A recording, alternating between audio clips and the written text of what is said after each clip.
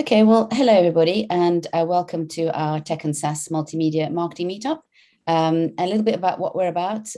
So with technology evolving at a rapid pace, effective marketing campaigns and strategies are all the more important. And Salamandra.uk brings together a network of marketing and industry professionals within the tech world. We've been hosting online webinars every 6 to 8 weeks, and we hear from industry experts on all things marketing in tech and SaaS, covering a range of topics, from strategies and tools to best practice and success stories. Each event will include presentations from at least 3 speakers, followed by a panel discussion and Q&A session. So please put your questions on the Q&A and we'll answer them at the end. Today, we've got a special format where we've got 4 speakers and each have 7 minutes each. So we're going to be, is it 4? Can I count? No, 5 speakers, each with 7 minutes each. Well, we've got over 300 members. This is our 6th event, and we've had over 340 bums on seats, and that excludes all the views and what have you that we've had on the YouTube channel. So today's topic is why X marketing benefits tech companies. And starting with myself, I'm going to be talking first. I am Christine MacKay, CEO and founder of Salamandra.uk. My talk is going to be on tech marketing in motion. And I will just start sharing my screen now. How's that? That's perfect. Okay, cool. So the evolution of animation goes hand in hand with the evolution of technology. The two are intertwined as they both use each other as means to grow and innovate as a product and as an industry.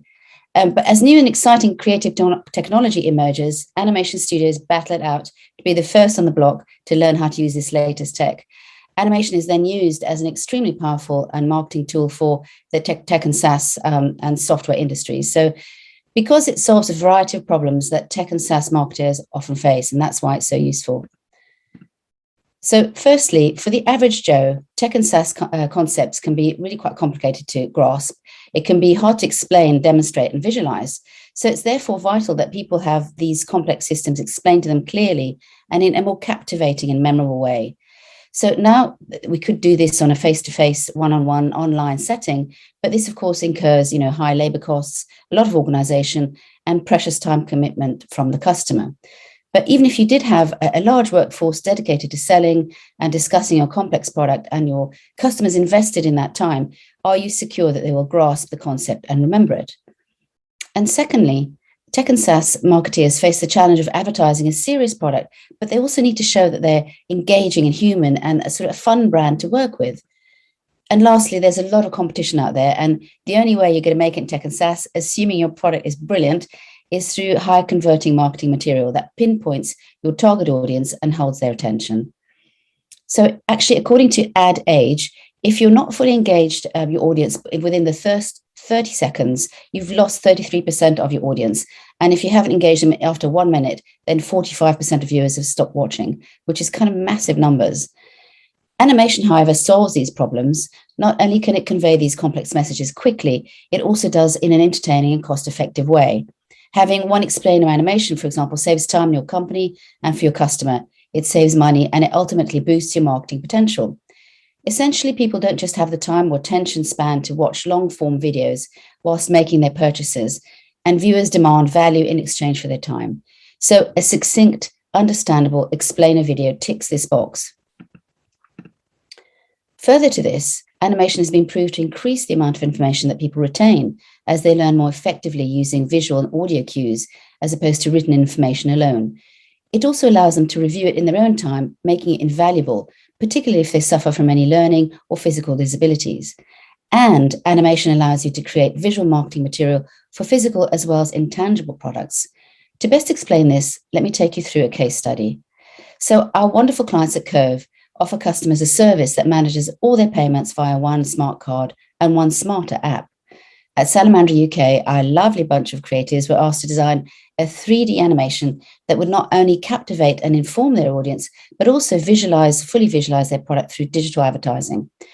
We fulfilled Curve's request by creating an asset that would visualize their app features quite literally in its best light.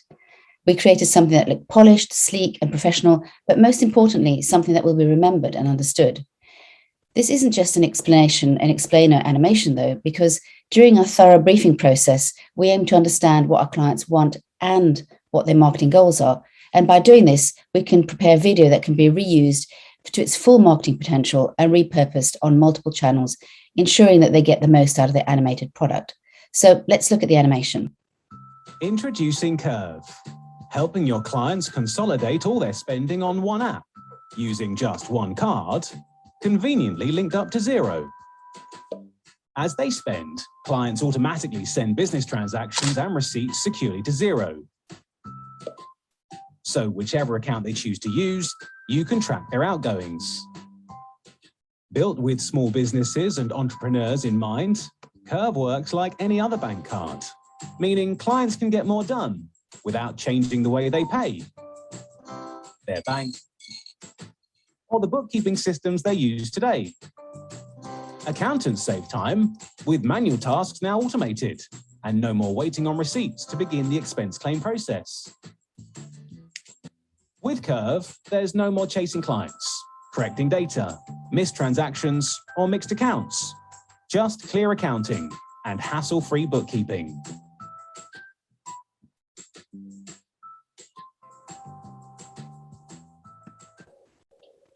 So why did this work so well?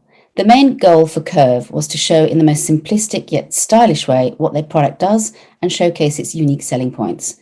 By doing this reanimation, they accomplished this, and they managed to show how the traditionally physical version of their product, which is something that people are used to, translates easily onto an app, which is something that will be easier and more convenient for them to use. Also, when physical products are photographed for ads, for example, they're lit, polished, and tweaked to perfection to give the best impression.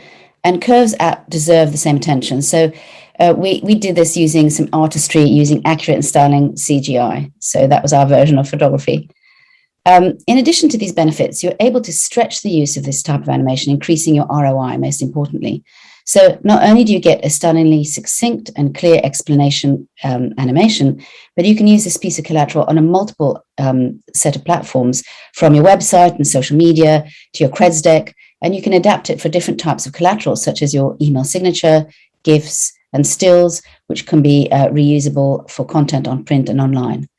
So creating a uniform look and feel and a universal message for internal and external comms. So animation simplifies the complex, it's memorable, it visualizes the intangible, it provides great ROI, and entertains whilst showing serious products. So it's a bit like ice cream. People can't help but smile when they see or talk about it. And that's me. So if we go on to, just end show here.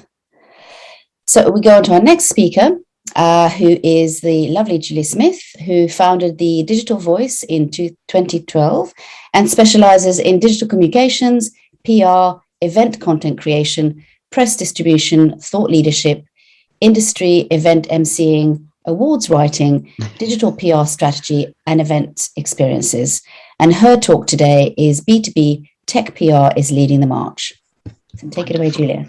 Thank you very much. And it's actually quite good that I'm following you, Christine, because so much of what I'm talking about is about bringing things to life. And I know you guys do it the best in the industry for that. Everybody see my beautiful bubbles? Thumbs up. Lovely. So this 7 minutes is 7 steps to B2B PR. So let's just whiz straight into number 1. And the first thing I want you to do is throw out the rule book on what you previously thought PR should be about. A lot of people it's always still about the vanity metrics and the how much press coverage have I got and where's my press cuttings book. And I want you to take a step away from that, because actually vanity metrics should be one part of a very heady mix of all of these elements. There are many more to this, but these are just some of them, podcasts, speaking opportunities, virtual experiences, awards, thought leadership, social media. And it is about engagement and comments and interactions, and all of those things is now what makes up PR today, especially for B2B. And I wanted, though, to come on to number 2, which was actually the COVID effect. We all know there's been huge amounts of negative impact, but one of the best and most positive things to come out of it is the virtual experience and the improvements in what we're able to do online. So we started off last year going, oh my goodness, so much of what we do at the Digital Voice is be the voice for our clients in press, on thought leadership, in awards, but also on stage. And of course, the on-stage events went So we quickly looked at the virtual experience platforms, and I did some on 24, some on Hopin, some Zoom, some Teams, etc. But we settled on Remo, and we became Superhost award-winning producers of Remo. This is the Digital Voices office set up here, and we've got lots of different floor plans. We use beach bars, rooftop lounges, we do bespoke, and it makes it a little bit more interactive. So you have the networking floor, and then you also go on stage. When you're networking, you go into different rooms, it can bring it to life. You pop up in a room, you can do rooms of 2 to 10, and then you go on stage and you bring people up, and we've ended up doing the Glamour Awards, Performance Marketing Awards, Bloomfest, IAA Pack. And it was, the reason I'm stressing this is that, so out of something that was very hard, by completely pivoting and embracing virtual and going all in, it made a huge difference. So it was, there are some, we were talking about this before, Christine, weren't we? It's about the change for good, and embracing that is a key factor. I'm just going to carry on with number 3, into virtual, because virtual isn't just about an experience platform, although that was a huge part of it. It's that virtual experience. And I'm going to come to the bottom one then, the Zoom effect, and being on able to have video calls throughout the day. Our team is a 2 or 3 screen minimum screens. We're 100% virtual, which means we can talk to our team all throughout the days through Zoom and through Google Hangouts, etc. And that's been a big part of what we do. If we take a layer into how we work from PR, it's layering on animation, video, audio, events, creative, really bringing things to life. And it's much more than just the written form. Last year as well, this year, we brought on board a marketing and analytics executive, the lovely Mary. And the reason for that is we almost had to convince our clients that, look, the interactive layers, the visual layers, let's show you it works. Don't just do it. We're going to prove that it works. So those things were all about virtual, and we drove forward the business there. Another little hint for you, number 4, is be the voice. So many of our clients are small. We start them off as startups, and then they grow. We've got 2 heading into IPOs. However small you are, you can be, it's about being loud. It is what you say, but it's really how loud you say. There are so many platforms now. Be a voice across all of them and talking. And there are different styles, and it's important to understand that, but still remain true to the consistency of your message, your tone, who you want to be and what you want to say. And one of the problems with that comes with flashing cursor syndrome. You've written a piece, but then you think, how am I going to twist this into a content post for LinkedIn, into a Twitter post?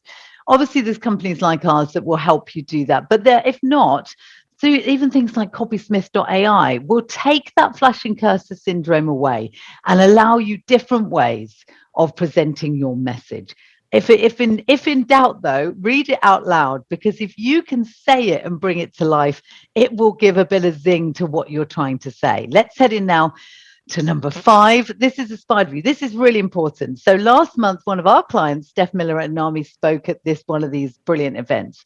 So what we then did was we supported it with pre, during, and post social coverage. We then did a post-event interview, so created it into video footage and shared that on social media.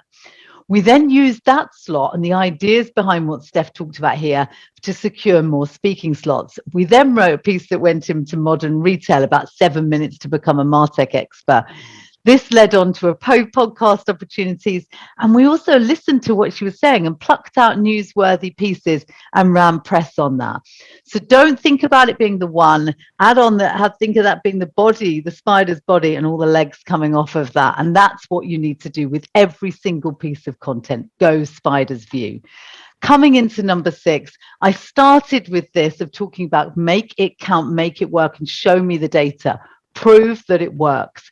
That enables you to get the confidence to do more things. And I'll give you a quick example. Vinja, who looks after digital voice social media, has had to push our clients a bit to be a bit more open to more casual language, emojis.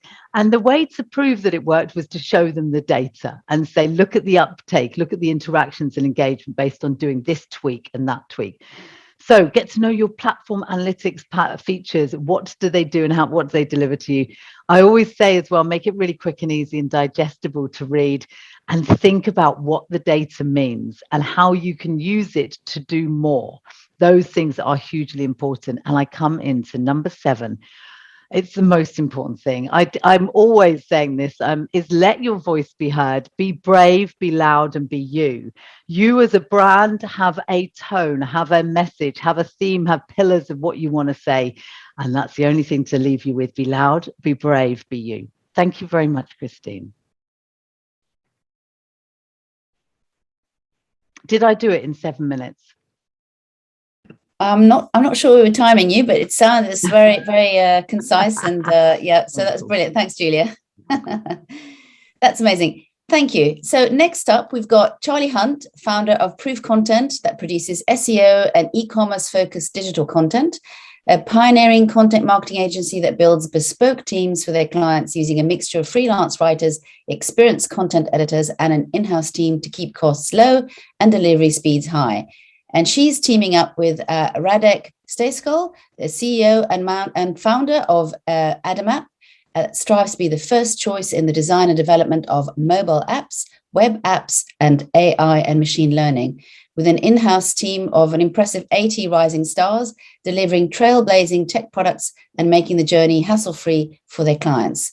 And their joint talk today is called Targeting Your Key Audience with a Webinar Marketing Strategy. So take it away, guys.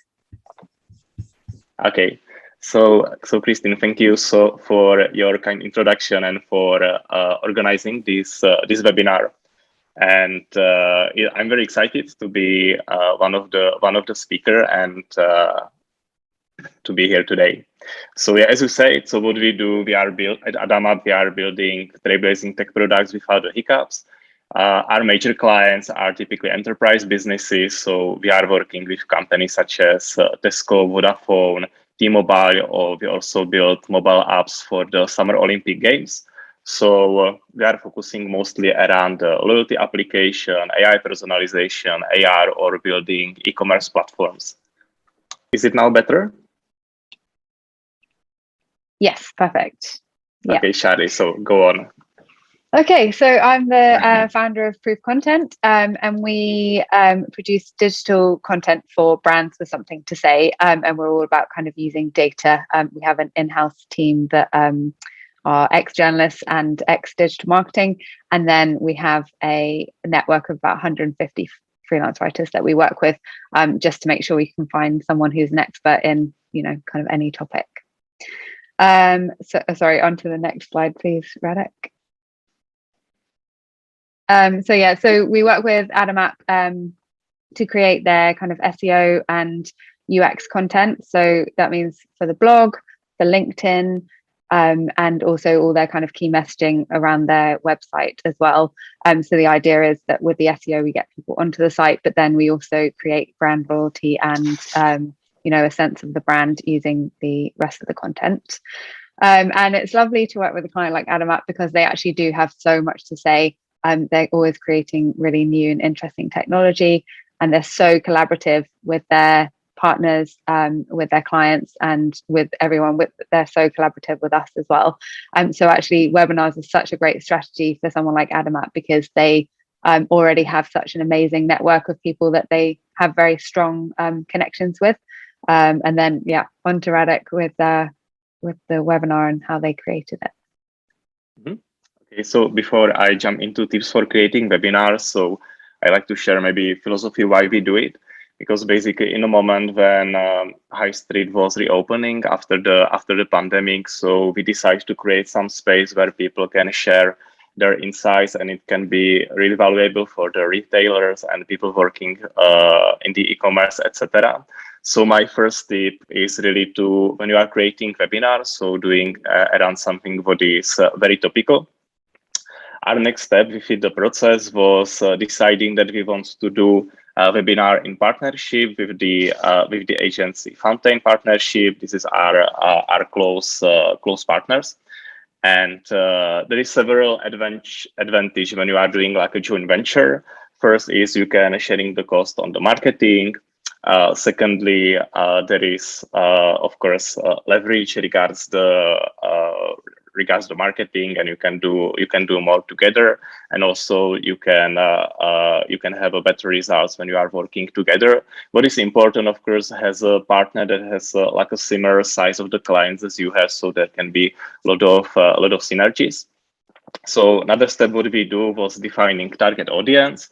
So in our case, it was high street brands in the UK and in the Scandinavia, especially like Sweden and Denmark. And the roles was managers around like omni-channel, e-commerce, innovation, head of digital, etc. So another step was the creating the name. So in our case, it was from retail to e-commerce, tech to transform the high street and increase our profit. And we know that we will need some really great experts, and we had great blessing here because we have some top people in their industry. So we had Adam that represented Google company. We had Dan that runs company called INC Retail, and they runs, for example, fashion boutique called Nomo. And we have there also our client Indy that is running the new marketplace called Celebrate. So the basically better names you can encourage to come to the webinar, the more people will sign up. And it's also good when you have a lot of different points of view, because it can create really interesting discussion. And also when you have like a more people on the webinar, it's also helping with promoting the webinar. So basically, instead of do it by yourself and your team, so you can now have a five people audience and so on. So it's a really good synergy. And the third one is to always think of your webinar as marketing funnel, as basically any other marketing activity. So it's good to start with some goal in the end. So it can be increasing brand awareness, it can be increasing signups to your newsletter, position yourself as the expert, and generally in long term it should of course generate you lead and getting more business. Yeah, and another slide is on Charli. Yeah, so I guess following on from Radek's point about thinking of it as a funnel, for ADAMAPP, we kind of thought of LinkedIn as the very top of the funnel, because, you know, there's such a big audience there. It's easy to reach people, especially if you're well connected like Radek. And yeah, you're kind of, you know, in people's feeds without bothering them, I guess, and without, you know, having to send hundreds of emails. So I guess for writing the LinkedIn posts, the top tip would be to ask a question. So people really love to give their advice, especially on a B2B platform, because they know everybody's going to see their comments. So if you ask someone their advice and they can then use that to go to their audience, that will encourage more interaction. And then LinkedIn will then show your post to more and more people.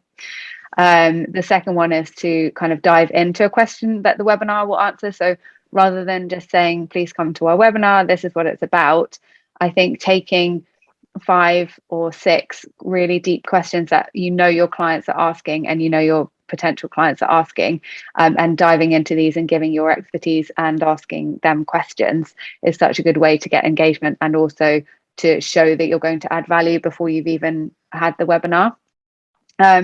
We used images with the webinar info to promote the webinar. So rather than kind of promoting the webinar in the text, just let the image do the work for you. So the idea is that it's then a funnel. So you have this great opener at the beginning of your post, then you kind of give them tips and you go into a deeper dive, and then you've got the image at the bottom which will give all the information on the webinar without you having to kind of seem salesy, but it just encourages more linger time as well.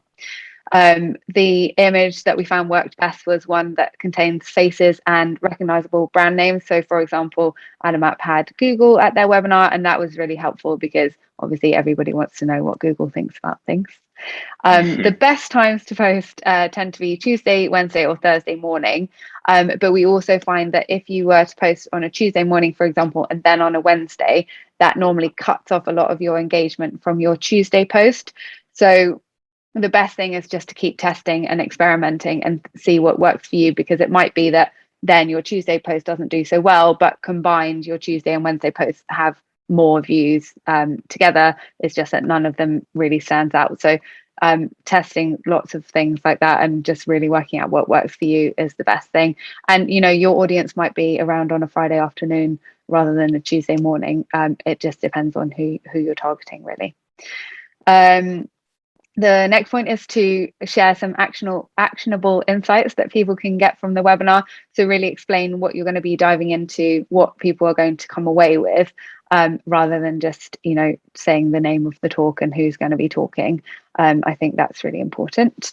And then if you've got other people speaking at the webinar and they don't have time to write posts, or they're not particularly active on LinkedIn, or they're not confident with writing, then writing posts for them and kind of doing the same that you've been doing for yourself is a really great way to kind of increase that reach, especially a lot of these people have got huge amounts of followings but maybe not enough time to write their own LinkedIn posts. So, and then I'd start promoting it about a month before, and then you won't get a huge amount of engagement in the beginning, but some people really like to plan out their month, and that's when they know they'll be free, and then it will be in their diary. And some people are really last minute, so I think just kind of spreading out the posts and doing at least 1 or 2 a week was really helpful. Next slide. Thanks, Radek. Then we also ran some LinkedIn ads for ADAMAPP. And I think these were much more difficult because I don't think LinkedIn ads are something that many people have done before. And you have so little space, so you need to make each word count. So for us, we knew that high street and pandemic were big words and something that the target audience would be thinking about. Also, the word retail is really important because they recognize they're in retail. So things like that were really, really important to include in the ads. And again, because they're ads, you have so much more data. So if you can just test it and test it and test it, and then apply those learnings to your to the rest of your LinkedIn post, then that's really helpful, and you've got that data as well. And then the third point is, like with everything, just include a really, really clear call to action. What do you want people to do after? And that's true of every stage of the funnel. So the LinkedIn ads, on the LinkedIn post, when they've read it, what do you want them to do? When they've signed up to the webinar, what do you want them to do at the webinar? What do you want them to do after the webinar? What do you want them to do? It's really, really important that you kind of guide people through that funnel with calls to action. So then I guess the next stage in the funnel is the Eventbrite page. Again, you really need to keep it kind of short and simple. There are some that are so long, and you just want those key tips at the top. Using lots of questions worked really well for us. So if you just say, if you ask all those questions that you're going to be answering, like what's the high street going to look like? Are we moving from offline to online? Are we going to have our high street back after the pandemic? Things like that, things that we know that people were asking and wanted to know Google's opinion on. That was really important. And then, again, show the key takeaways, show what people are going to get from the webinar, and just try and really get into the mind of your customers. To make sure that people attend, I guess, so posting on LinkedIn consistently was really important. And also, if you have newsletter subscriber or an email list, sending emails out was really useful as well. I think there were about 2 that went out emails wise. And again, it's the same with LinkedIn. Don't make it really promotional. Make it more that you're answering a question and you're asking people to answer you as well. You're showing the key takeaways and things like that. And then, an email the day before or on the morning is really important because people might not remember, they might not have added it to their diary, and they may just be very last minute people. So that's, really important to do as well. So after the webinar, the most important thing is to make sure that you're interacting with the audience during the webinar. So like with this webinar, I think having a Q&A session after your talk is really important, so that you can kind of, you give people a chance to answer the questions. You can hone your talk for the next time, and you make people feel a part of it. At the end of the webinar, I think it's important to have a clear call to action. Do you want them to follow you on LinkedIn? Do you want them to sign up to your email list? Do you want them to visit your website? Is there a survey you want them to fill in? Just giving people that next touch point is really important. In the thank you email, it's important to include things like what was discussed in the webinar. If you've run a poll, make sure you include the results. And yeah, I think just some people interact better with video, some people interact better with text. So if they are those text people, then I think sending an email summarizing everything that's been said is really important, and also kind of sending the slides and things like that is good as well.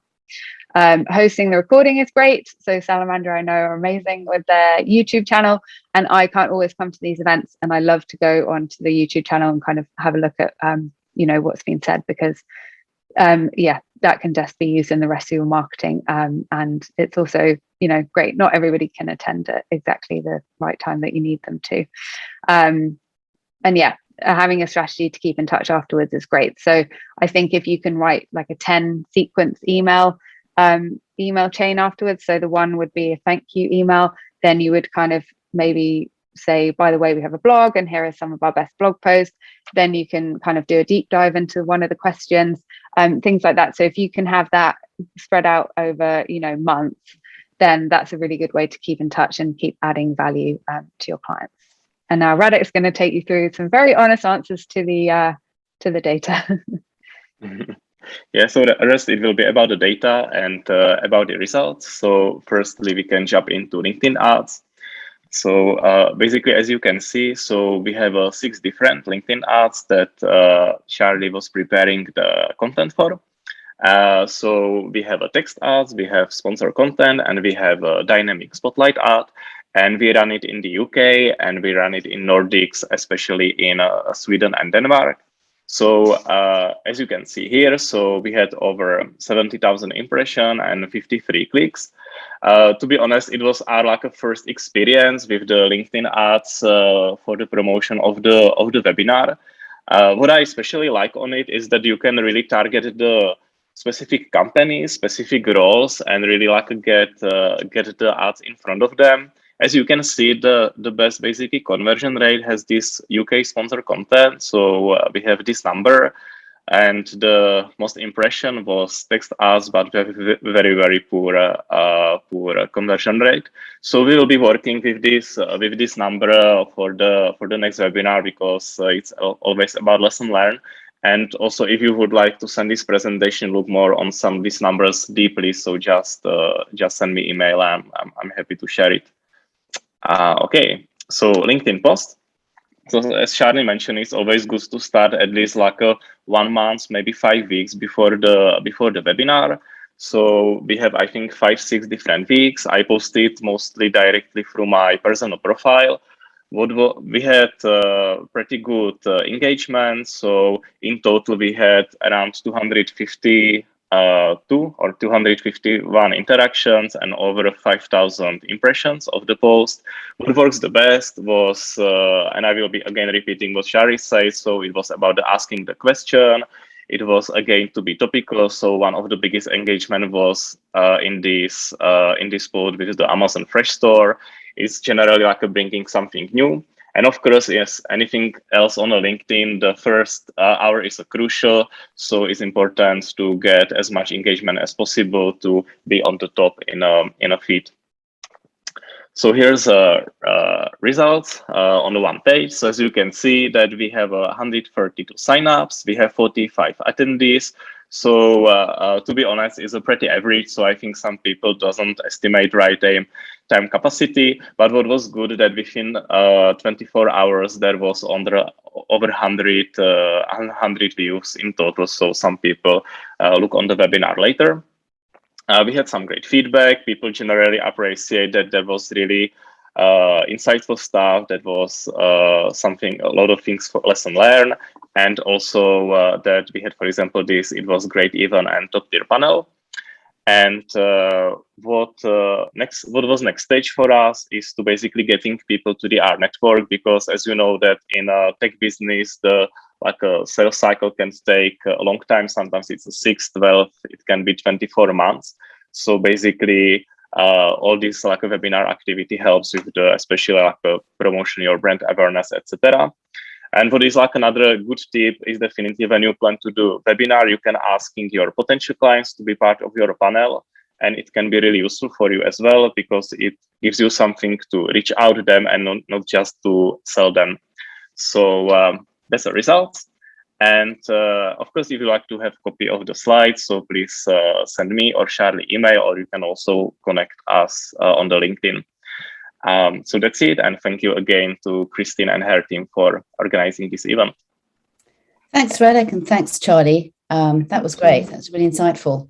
And now, last but not least, we've got Sue Nelson, who is an award-winning businesswoman, author, broadcaster, and speaker, recently named as one of the top 20 global food and agri influencers and thought leaders. She has a vast experience of talking to a range of audiences, mostly on business growth topics, and using groundbreaking employment practices to accelerate to hyper profitability. And Sue's talk today is What the Hell is Marketing? I love that title. So take it away, Sue. Yeah, thanks. I started my company just over 6 years ago from scratch, and I sold it to Ernst & Young last year in a multi-million-pound deal. So going from zero to that. And I've been in marketing for 40 years. I'm actually 37, but don't worry about that. So what the hell is marketing? Is it sales? Is it promotion? Is it advertising? I get asked this a lot. How do you measure it? Is it a number of likes? Is it unique visitors to your website? Is it sales calls made, followers, impressions, click-through? Seen some interesting figures just now.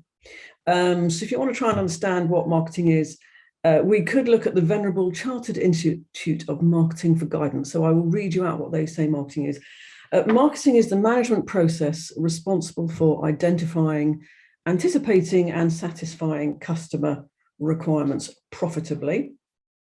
Or how about the American Marketing Association? Marketing is an organizational function and a set of processes for creating, communicating, delivering value to customers and for, well, I've just fallen asleep there, so I can't even bother to read the rest of that out. So impenetrable, boring definitions there, which is a bit of a laugh really, because great marketers should also be great communicators. Interestingly, the American version ends by saying that the result of great marketing is for the benefit of its organization and stakeholders. Really? I think there might be a bit of a set of people missing there. So in business, to me, what I've learned is that marketing is everything. It's everything. It's a philosophy, and it's not a process.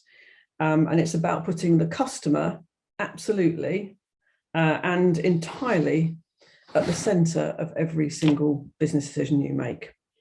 So it's about winning customers and keeping them, and every single one of your staff and every touch point is orientated around the customer. So that's staff training on amazing customer service, and Tracy, our cleaner, got the same staff training as everybody else. She might bump into somebody on their way in, so it's really important she knows who we are and what to say. Customer communication. Your payment systems, are they the right payment systems that your customers like? Your delivery choices. How many amazing companies have I dealt with, and yet the delivery is absolutely dreadful, and I won't use them again. Your branding. The language that you use, what words do you use? The images you project, the media that you choose, all set up for the benefit of the customer and not for you. So when I started my business, what we did is we designed the business backwards from the customer and not from our service and our product, pushing it outwards. So you must get to know your customer inside out. And I really mean inside out. Don't make assumptions. Work out what they think, how they interact, their values, as I said, the language that they use, where do they get their information, how do they make their decisions, what clothes do they wear, where do they go on holiday, where do they live, what sort of jobs do they have. And we construct a profile of our customer. We then look at an organizational process and every single marketing channel and even staff recruitment around that customer profile. So it's no good sending me as a 60-year-old old woman to go and see a 25-year-old techie guy who's going to be one of our customers. I mean, I've done that before, and literally the first thing he did was raise his eyes to the ceiling as if to go, God, she's the same age as my grandma, she won't know what I'm talking about. So we mirror the clients that we have, and we construct it all around them. So select your marketing channels, your recruitment, your brand, even the cups you have in reception, even the soap you have in your toilets. Absolutely think it through and put yourself in their shoes. Absolutely. So marketing is a philosophy. And if you're a marketeer inside an organization, you are the person in the organization against everybody, the board members, CEO, whatever, but you are the person in the organization who relentlessly champions, safeguards, and represents the views and the experiences, good or bad, of customers. And you should be ensuring that all business decisions, it's easy to forget this, but all business decisions and processes are made for their convenience. Everything you do should mirror them and not you, especially not the finance director. Sorry for any finance directors that are present, or the management team. So, for example, I work for a charity that dealt with old people, and they decided to go for card-only payments. Lots of older people don't know how to do that. So that's a mistake. I've been on boards where the old, I won't be rude, one of the non-executives said that we should be on Radio 4 because they love Radio 4 and they love talking to their friends about Radio 4, but our clients would never go on Radio 4. Why would I be on there? I hear a lot of people saying, you've got to be on Facebook, you've got to be on Instagram. Only be on those things if that is where your clients are. Otherwise, you're just wasting your time.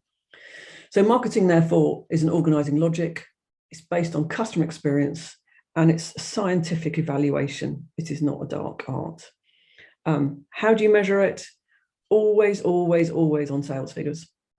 It's the only thing that counts. So likes, mentions by influencers, for God's sake, press coverage data, thought leadership, engagement, comments, or as Julia describes them, vanity metrics, which is a really good description, only matter if they eventually get you a customer. They are a step on the path to getting that. Otherwise, you're wasting your time and your money. So what the hell is marketing? Marketing is everything. You said 7 minutes, I think. That's brilliant. Very succinct, Sue. Thank you very much. It's much food for thought. And I like how you talked about all the touch points for a client, including down to the soap in the bathroom. I think is very important. That's the kind of thing that we used to do for events as well, to make sure that we take the whole journey from, booking the event to the toilets, to make sure that I've seen sustainability organisations have plastic cups and stuff like that, and you just go, what are you thinking? What are you thinking? Yeah. That your client will come to your premises and they will notice that. Yeah. No, it's a very fair point. Well, some fantastic talks there, guys. Thank you so much. It's really it's picked up. I've made a few notes here, and to your point of vanity metrics, if I can pronounce it, is really, really interesting. And I love the information about the sort of retail to e-commerce and kind of what's happening there, and your webinar being the funnel. It's true, actually. We had a stat to show that the fact that when you're on a webinar, you've got your potential customers there for at least an hour, and what other platform is there where you can have that length of time with a potential customer or an existing customer for that matter? So yeah, I think webinars are amazing from that perspective, and sort of to help with the funnel. And Charli, I loved your call to action idea that, we should be mentioning that. It's all lessons learned. We're certainly picking up on all this. I think it's really important. And I also really enjoyed, Radek, that you mentioned about the ongoing communication after webinars that can go on for actually quite a number of weeks, which is really useful to really think, engage with, and kind of implement, I think. And using surveys and polls is really great. But I do think that marketing is a philosophy, and having your champion, your marketeer being the champion for your customers is definitely wise words. And we'll definitely be looking into that to see whether we're actually doing that ourselves. But thank you, guys. Thank you very much. So Georgia, I don't know if you've got some questions. I think we've got some lined up. I don't know whether we can actually, sorry, I forgot to switch that off. We can actually put everybody onto the onto the Zoom call. We've got a few participants. What do you think? Just for the Q&A, that might be quite nice. Are you able to do that, or we can try and do that if you want to? But we can start answering some of the questions in the meantime. So do you want me to help you with that, or George, are you okay to ask the questions? No problem. I'm happy to kick off on the questions if that's okay, Christine. Thank you very much. Thank you everyone for your talks. I've taken some notes myself. It was really, really insightful information. So I'll kick off with the first question, which is for Julia. It's, if we use a spider view for every piece of content, how much content would you advise that an individual make? Perfect. Yeah, I see there's two questions on the spider one, so I can That's right. answer both actually in one go. So how many pieces of content? So in a month, even if you only retain a PR company, for example, for a smaller amount of days, you should be expecting this amount, and you should yourself be wanting to achieve this. 2 social posts minimum a week, aiming for 2 pieces of news to go out a month. One thought leadership piece a month minimum, and then I always try and work on about 1 Q&A or 1 profile piece, and then you want to intersperse that with other things like awards entries, getting a podcast out there, and also a speaking event. Because coming back to that spider view, there was another question which was, which type of content generates the biggest amount? It is a speaking engagement, because obviously from that you're able to, we'd have the team listening into this. For example, we've got some of the digital voice team in here, so they'll be writing social posts from this. Casey will be looking at ideas to write in the news, press releases. There'll be thought leadership pieces. Cameron's listening in for speaking ideas and podcasts, and that will all come off of the spider view of one thing. And Mary and Vinja will be looking at this for video clips for marketing. So I would say that gives you your most amount. But as far as an individual, you should be aiming for, as I said, that variety and that level of content to come out. Brilliant. Thank you, Julia.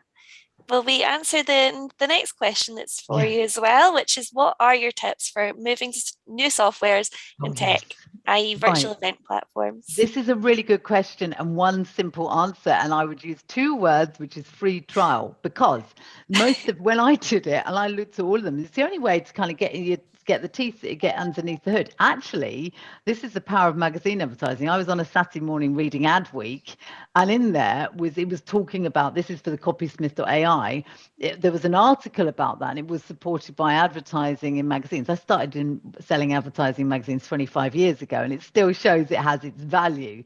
Going back to what Sue said, marketing works, and it's all about the sales. So after that, I tested on that Saturday the 4 copysmith copywriting automation services, all on free trials, and I then went with copysmith.ai. And the same went for the virtual experience platform. Slightly harder because you do have to put a bit of work in, but even platforms like Remote, they offered a free trial, or a very, very low cost trial, which enables you to dip your toe in. So there's no excuse, even if you're small, for being able to try these things out. Brilliant. I think that's a great answer. I'm going to go to Radek and Charli next. I think if either of you want to answer this question would be great. Do you have any advice on incorporating in-person events to your webinar marketing strategy, or is this generally something to avoid? I'll go. So I think there's been some really amazing kind of hybrid events.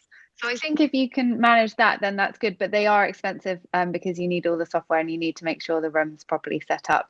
And so there aren't, hundreds and hundreds of venues that you can use for that kind of event. So I would definitely recommend that.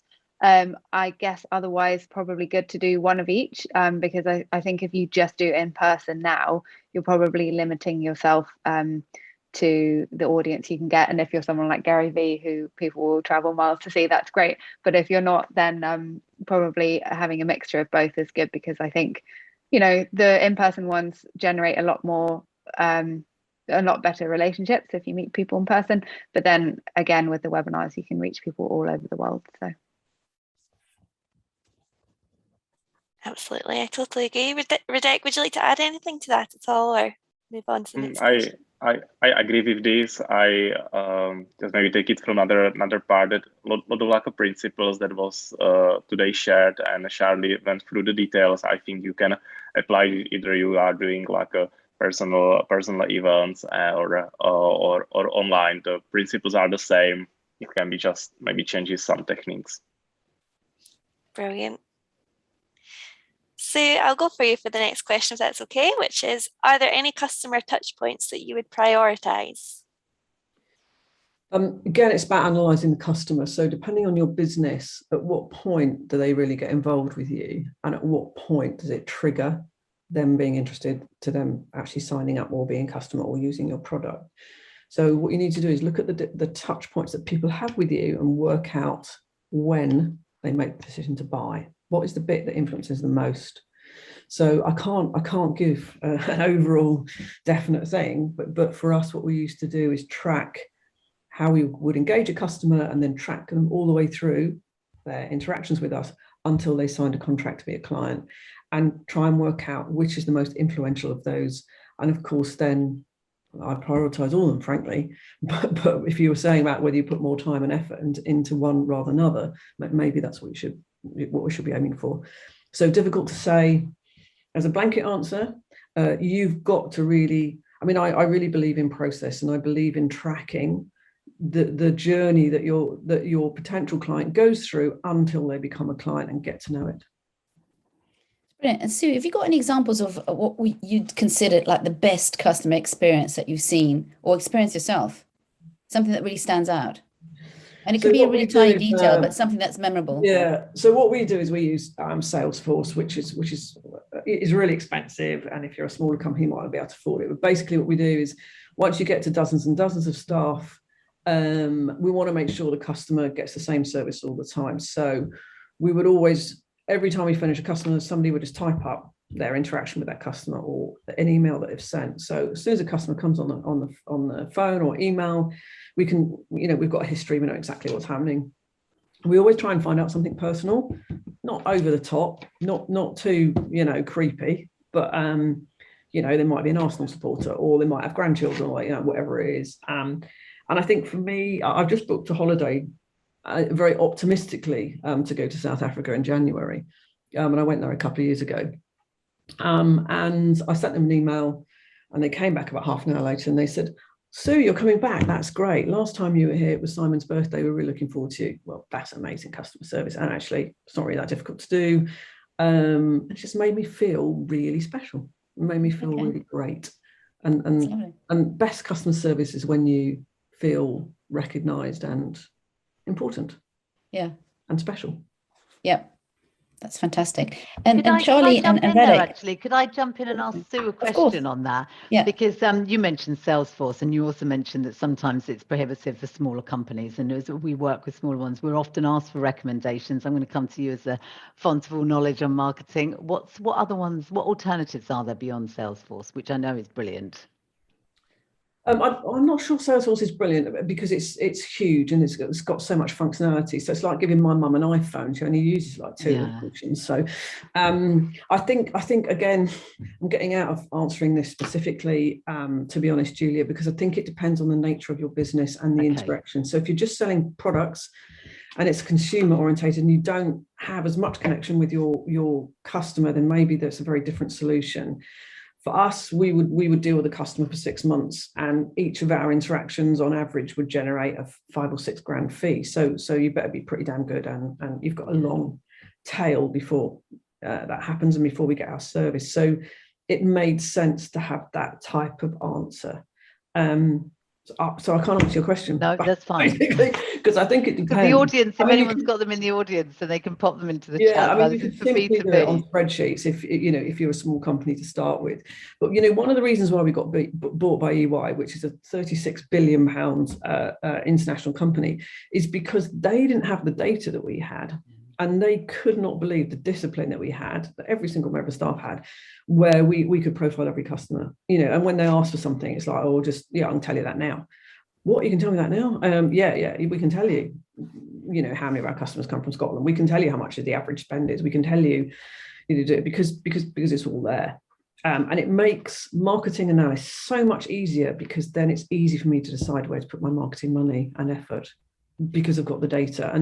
And Julia, you'll be a big advocate of that. That if you've got data, you can make marketing decisions. They're not guesses.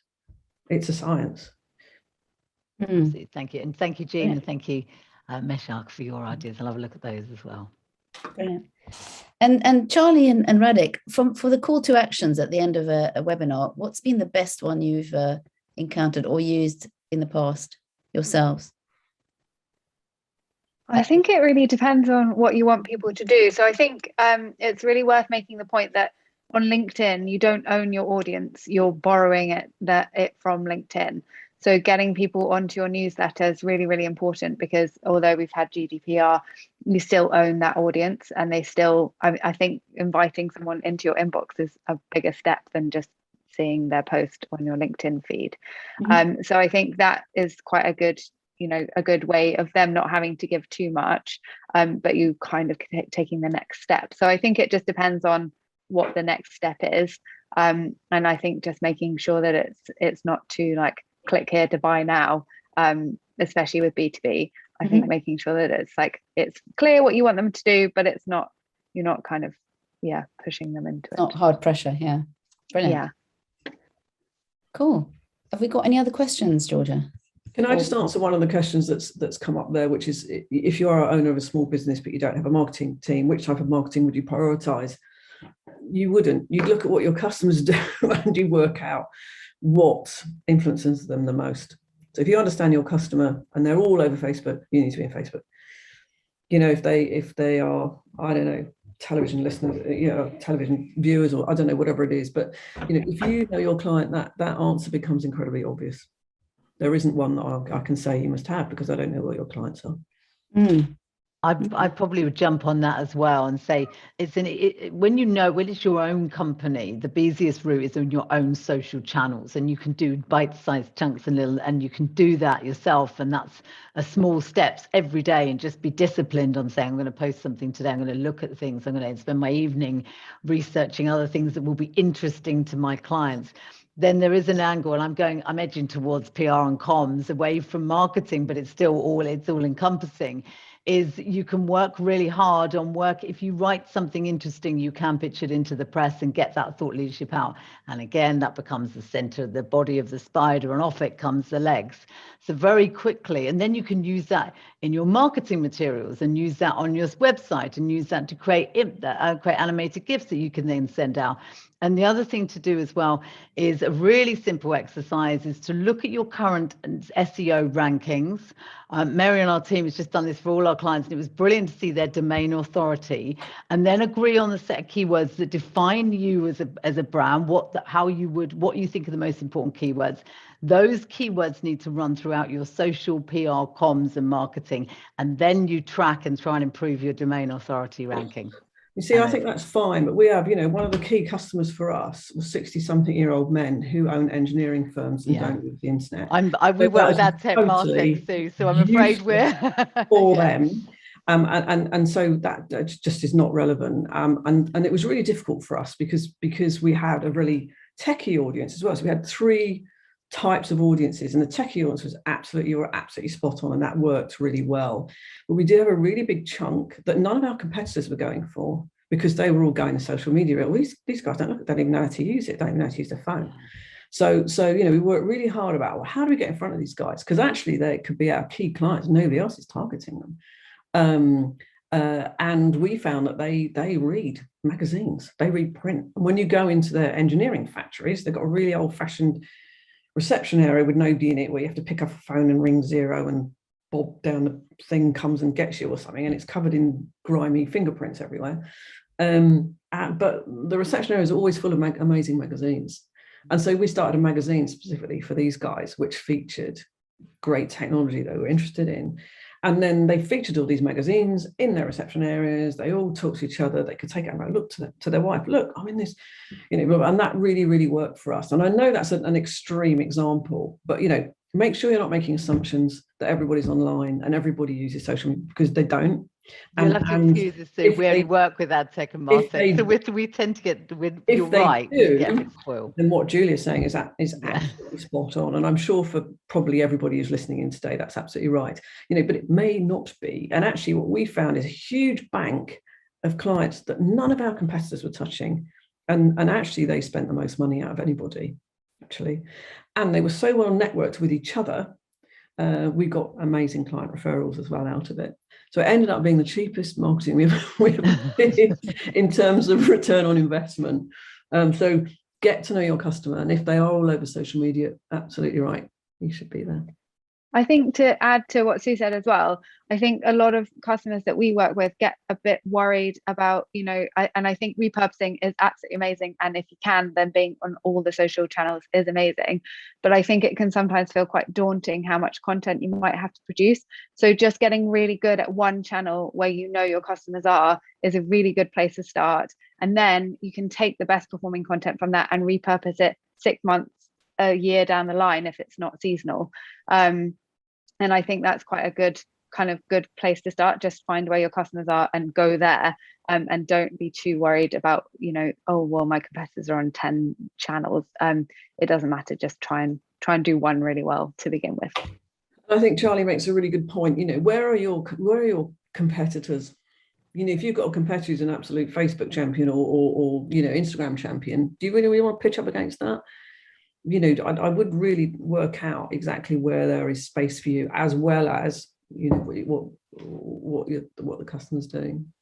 It is about competitive edge and standout. So I don't want to stand out where everybody else is. I want to stand out where there's nobody.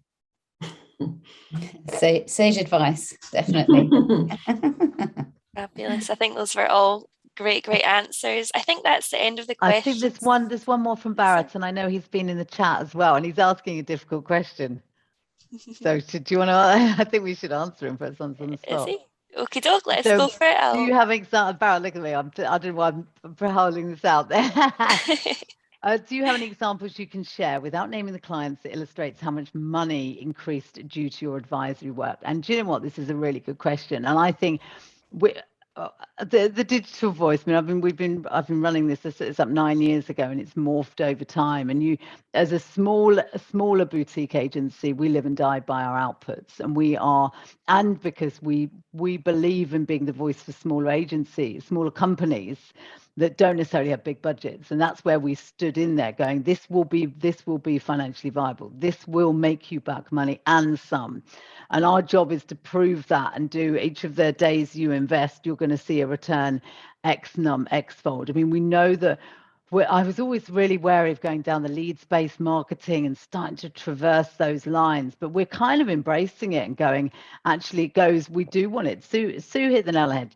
It is sales ultimately. I could talk about all the other things leading up to the sales, and they are important, but our clients feed back to us as sales, and we know some of our clients, we're up to 75% of their sales would come through us. That's where we take an all hands, we're the extension of their team for everything.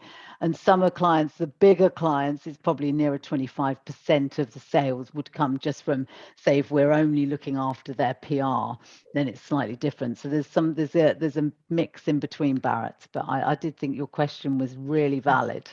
So I've been agency side and client side. When I was agency side, for me, the first conversation I would have with a client is, well, how do we want to measure this? Where is it that you want to have impact? Working out whether they've got good measurement systems is really key if you're an advisor, because you have to prove that you have value. And as soon as you do, they'll just keep spending money with you, because actually, if they pay you 50 grand consultancy free, but actually they're getting 200 grand's worth of business, they'll just keep paying you 50 grand. Why would you not? So the first question is, right, show me what your measurement systems are. How can we prove the value of my work? And then I think it's a really grown up conversation to have with a client, and I think a client would be really impressed if that's how you start off. Because if you can prove it, they'll just keep shoving work your way. Why would you not? Because it's return on investment. Yeah, it makes sense. It's good to be transparent. And it proves that you must be good at what you do, because you're very open to you've got the confidence to talk about it and prove your worth. No, absolutely. I was going to say, in our field, it's a little bit harder because we create animations for clients, but then it depends where they place them and what they do from a social media perspective and stuff. So it is a little bit out of our hands. We give lots of advice, but at the end of the day, it's down to their marketing department or their comms department, that kind of stuff. So we're kind of one step removed, but totally agree with what you guys are saying. Sorry, Charli. I think that the same as what Sue said, like we set out 3 KPIs at least, probably no more if we can help it, at the beginning of every single project. And then we kind of design the strategy around that. And then we have it as part of our process that every month or at the end of a 3-month project or whatever, we will then present those results back to the client, because it's really important for us to be accountable to those results. Otherwise, what are we doing? No, exactly. It's especially when it's ongoing work, I think, and to Sue's point, if you want more of that ongoing work, then it's great to be able to prove your worth, I suppose. Yeah, makes total sense. Cool. Fabulous. I think that's all the questions. Yeah. Any other questions internally from the speakers? Anything else they want to cover? No. Well, thank you very much, all of you, for some fantastic insights and great presentations. Really appreciate it. I really like this format of short, sharp talks. It means that we can get more in and then can have a really decent, robust conversation afterwards, which is quite nice. But thank you very, very much. And we'll be in touch when this is up and running on our channel. Thank you. Thank you very much. Thank you. Thank you so Thanks, much. everybody. Take care. Thank you. Bye-bye. Bye. Bye.